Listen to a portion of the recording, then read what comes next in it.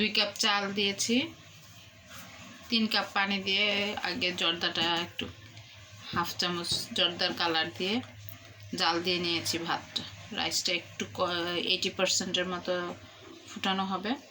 তারপরে এখানে 3 চামচের মতো বাটার দিয়েছি, 2 কাপ চিনি, হাফ কাপ আনারস কুচি, আর কাজু বাদাম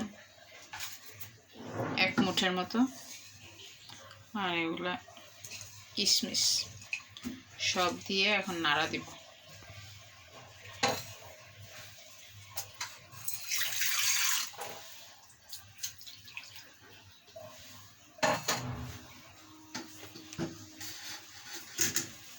দারচিনি দিতে হবে,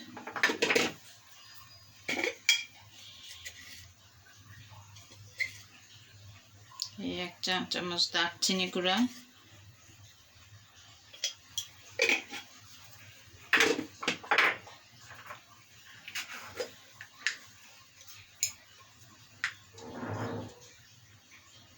এটা হলো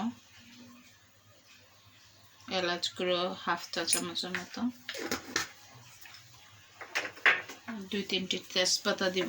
শেষ হয়ে গেছে তাই ছোট ছোট তেজপাতা।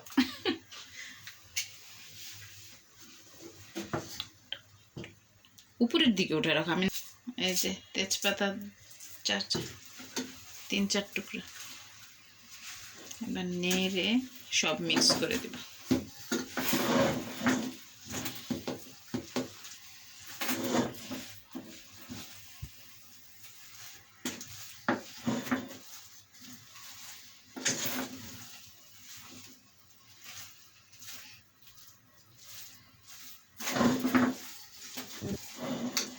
কেউ ইচ্ছে করলে ছোট ছোট চমচম বানিয়ে দিতে পারেন, অবশ্য আজকে আর দিলাম না ছোট চমচম।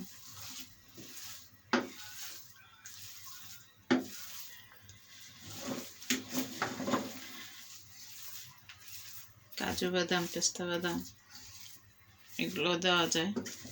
আনারসের পরিবর্তে কমলা দিয়েও রান্না করা যায়।